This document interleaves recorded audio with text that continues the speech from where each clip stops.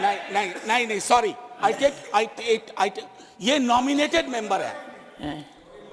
माननीय सदस्य सर, अपने एक सेकंड सर, उन्होंने बड़ा ग्रॉस स्टेटमेंट किया है कि कश्मीर का इस सदन में कोई नहीं है। वो अपने बारे में कह सकते हैं, हमारे बारे में क्यों कह रहे? हम तो सदैव कश्मीर के हैं, हमेशा के। आपके बारे में वो सच हो सकता है, हमारे बारे में आप कैसे स्टेटमेंट कर सकते हो भाई? आप कह दो मैं कश्मीर का नहीं हूं, कश्मीर के लिए नहीं हूं, मगर मैं इस देश का कश्मीर से लेकर कन्याकुमारी और द्वारका से लेकर नॉर्थ ईस्ट तक हर व्यक्ति का कश्मीर है और हर कश्मीरी का देश है। क्या बात कर रहे हैं आप? माननीय सभापति महोदय, सदन की एक व्यवस्था के तहत मैंने ये बात कही थी। वो नॉमिनेटेड मेंबर है, मैं जानता हूँ। माननीय गृह मंत्री जी ने दूसरी बात कही है। सर, मैं समझ गया। सर, या तो मुझे बात कहने दी जाए। मैं ये कह रहा था कि जैसे मैं बिहार से चुन के आता हूँ, उस संदर्भ में मैंने ये बात कही थी। देश तो सबका है सर, तिरंगा यहाँ कहीं किसी से छोटा नहीं है सर। मैं सिर्फ इतना कहना चाहता था। माननीय सभापति महोदय, इसमें बहुत अच्छी चीजें, जैसा मैंने शुरू में ही कहा कि विरोध के लिए विरोध करूं यह उचित नहीं है। माननीय सभापति महोदय, महत्वपूर्ण है कि जब हम ये कहते हैं कि ये नॉमिनेशन होंगे, पहले तो मैं तारीफ करूं कि अंडर प्रिविलेज्ड के बदले एक शब्द जो कि कॉन्स्टिट्यूशनली वैलिड टर्म है, अदर बैकवर्ड क्लासेस, आपने उसका इस्तेमाल किया, तारीफ के काबिल। सर, ये जो नॉमिनेट करने का अधिकार एलजी साहब को है आज की डेट में, कल राज्य बन जाएगा तो गवर्नर साहब होंगे, क्या ये स्टेट असेंबली को डेलीगेट नहीं होना चाहिए?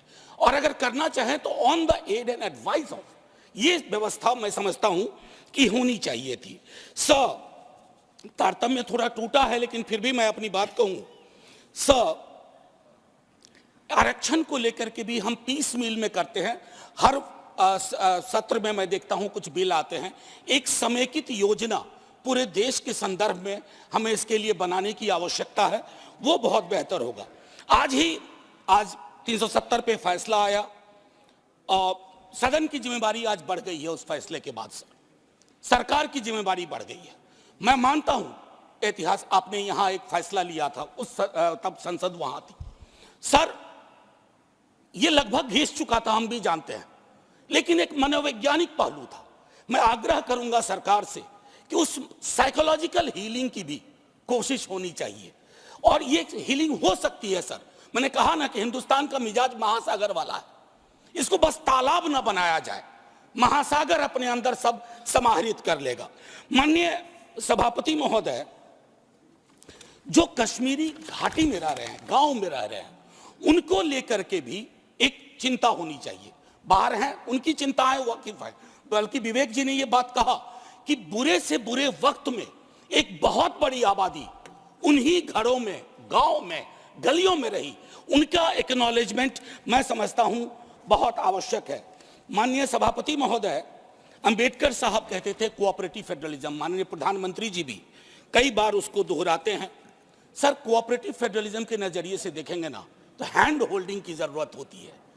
मैं जानता हूं कि दिल्ली की आइडिया ऑफ नॉर्मैलिटी और घाटी या जम्मू या लद्दाख की आइडिया ऑफ नॉर्मैलिटी में फर्क है सर। अभी पिछले दिनों हमारे कई बीजेपी के साथी कह रहे थे कि चुनाव परिणाम संतुष्टि का परिचायक है। फिर तो लद्दाख में भी एक चुनाव हुआ था सर। बस 1 मिनट लूंगा, चूंकि आपने पहले कहा था सर। एक आखिरी चीज कहूंगा कि पत्रकार, विद्यार्थी, शिक्षक सरकार की आलोचना करें, उसको देश की आलोचना ना माना जाए।